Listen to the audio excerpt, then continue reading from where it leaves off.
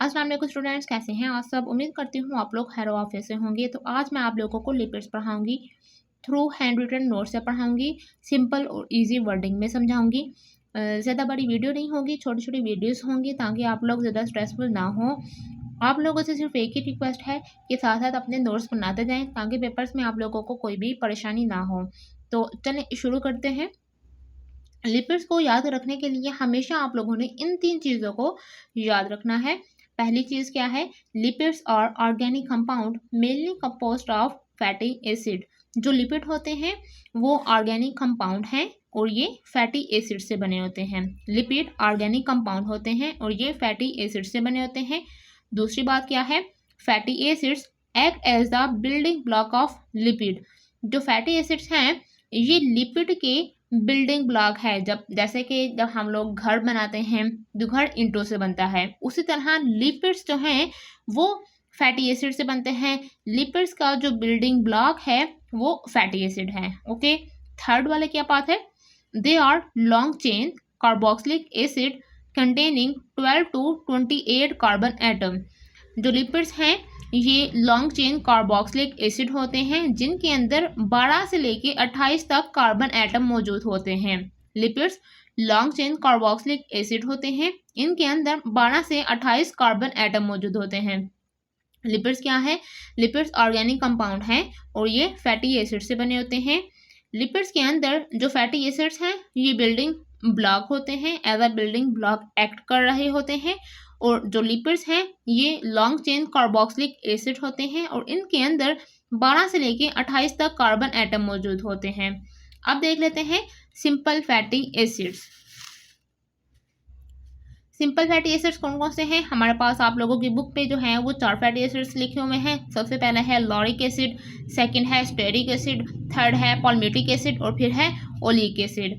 ठीक है, इनके सामने मैंने इनके कुछ सोर्सेज लिखे हुए हैं कि इन फैटी एसिड्स को हम लोग कहाँ कहाँ से हासिल कर सकते हैं। तो जो लॉरिक एसिड है ये कोकोनट ऑयल से मिलता है, स्टेरिक एसिड है ये एनिमल फैट से मिलता है, पॉल्मेटिक एसिड है तो ये पॉल्म ऑयल से मिलता है, ओलिक एसिड है तो ये ऑलिव ऑयल से मिलता है। आप लोग इसको पेपर में एज इट इज भी लिख सकते हो। ओके, अब देखते हैं कि जो फैट्स हैं ये कैसे बनते हैं। फॉर्मेशन ऑफ फैट क्या है, इसमें क्या लिखा हुआ है? तो देखें, fatty acid react with an alcohol called glycerol to form triester which are called fats. जो फैटी एसिड हैं ये रिएक्ट करते हैं अल्कोहल के साथ, अल्कोहल जो कि ग्लिसरॉल है। फैटी एसिड रिएक्ट करते हैं अल्कोहल के साथ जो कि ग्लिसरॉल है। जब ये अल्कोहल यानी ग्लिसरॉल के साथ रिएक्ट करते हैं तो उसके नतीजे में क्या बनता है? यहाँ पर देखिए क्या लिखा हुआ है, ट्राई ईस्टर। ठीक है, तो ट्राई ईस्टर बनता है जिसको हम लोग फैट्स कहते हैं। फैटी एसिड रिएक्ट करते हैं अल्कोहल के साथ जो कि ग्लिसरॉल है, जिसके नतीजे में ट्राई ईस्टर बनता है और ट्राई ईस्टर एक फैट है। ठीक है, इसकी एग्जांपल देख लें। एग्जांपल में क्या है? हमारे पास एक फैटी एसिड है जो कि है स्टेरिक एसिड। क्या है? Stearic acid. ऊपर आप लोगों ने कुछ फैटी एसिड्स पढ़े थे, वहां पर स्टेरिक एसिड भी था। तो ये जो स्टेरिक एसिड है ये एक फैटी एसिड है।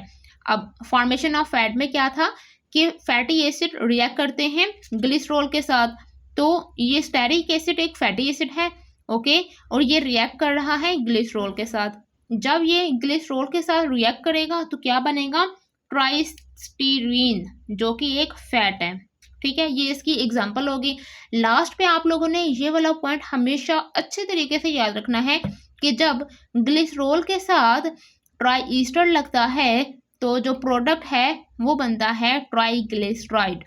और try ester of glycerol is called a triglyceride. अगर पेपर में कोई क्वेश्चन आता है कि ट्राइग्लिसराइड क्या होता है तो आप लोग ये लिख सकते हो, a try ester of glycerol is called a triglyceride. कि जब ग्लिसरॉल के साथ एक ट्राई ईस्टर लग जाता है तो ये ट्राइग्लिसराइड होता है। अब बात करते हैं इसके रिएक्शन की। तो यहाँ पर हमारे पास है स्टेरिक एसिड, तो ये स्टेरिक एसिड का फॉर्मूला है। अगर यहाँ से हम लोग 3 को हटा दें तो ये जो सारा फॉर्मूला है, ये सारा कंपाउंड है, ये एक दफ़ा ऊपर आएगा और एक दफ़ा नीचे आएगा। ठीक है, इसको लंबा लिखने के बजाय हम लोगों ने क्या किया हुआ था, यहाँ पर 3 लगा दिया था। अगर आप लोगों को इस तरह समझ नहीं है तो आप लोग इसको इस तरह भी लिख सकते हो। ओके, ठीक है, ये है स्टेरिक एसिड।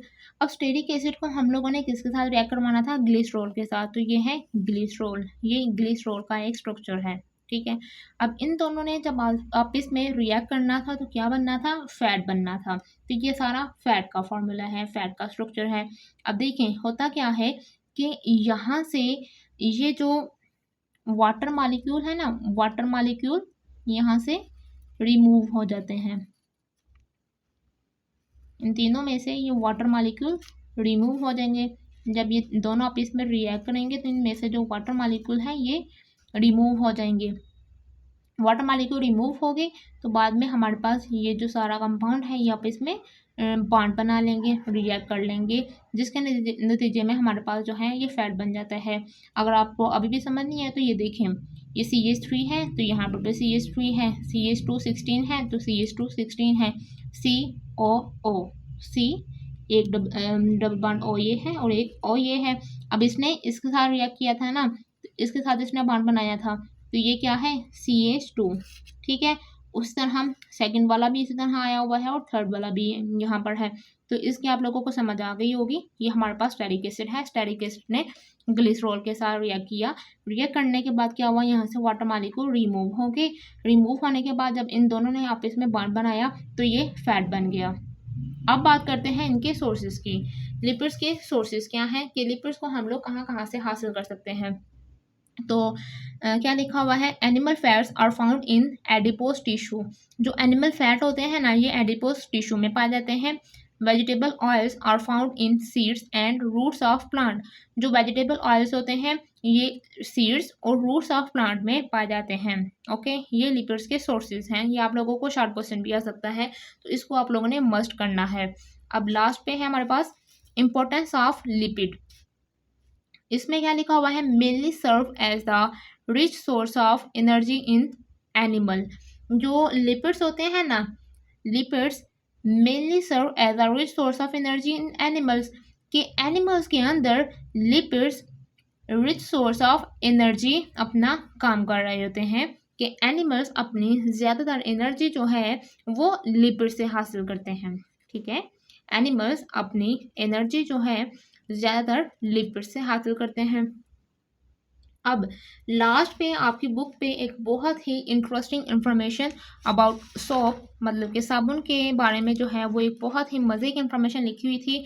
ये मुझे लगता है कि आप लोगों को शॉर्ट क्वेश्चन ज़रूर आएगा। अगर शॉर्ट क्वेश्चन नहीं आएगा तो इसमें से कोई ना कोई MCQs ज़रूर आएगा। तो इसको आप लोग देख लें। तो क्या लिखा हुआ है, soap has been noun since 600 BC। कि जो साबुन है ये आजकल के जदीद दौर की इजाद नहीं है, बल्कि ये 600 BC से लोग इसको यूज़ करते हुए आ रहे हैं। It was prepared by boiling goat fat with wood ash.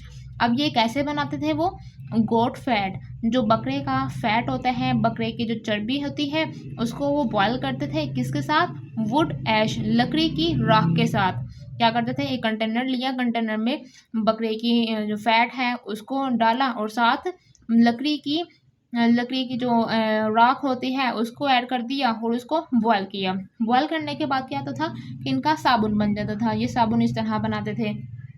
अब थर्ड पॉइंट क्या लिखा हुआ है, soap became widely used in the 18th century. जब 18th सेंचुरी हुई ना तो हर कोई इंसान जो है वो सोप का इस्तेमाल करना शुरू कर दिया। कि सोप जो है वो हर जगह फैल गया, हर कोई इसने जो है इसको जानना शुरू कर दिया हर एक ने। अब फोर्थ क्या लिखा हुआ है, chemically soap is a mixture of sodium salt of long chain fatty acid. अगर केमिकली देखा जाए ना तो सोप मिक्सचर है सोडियम साल्ट का with long chain fatty acid, जिसमें लॉन्ग चेन फैटी एसिड मौजूद होते हैं।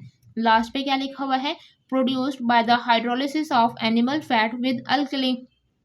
अब साबुन देखिए कैसे बनता था, साबुन गोट फैट, और गोट क्या है, एनिमल।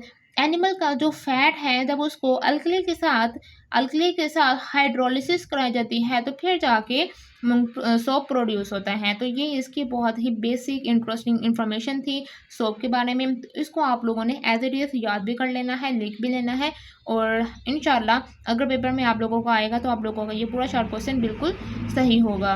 और यहाँ तक अगर आप लोगों ने वीडियो देख ली है तो वीडियो को लाइक और चैनल को सब्सक्राइब ज़रूर कर दीजिएगा, और अगर कोई क्वेश्चन है तो कमेंट सेक्शन में ज़रूर लिखिएगा। अल्लाह हाफिज़।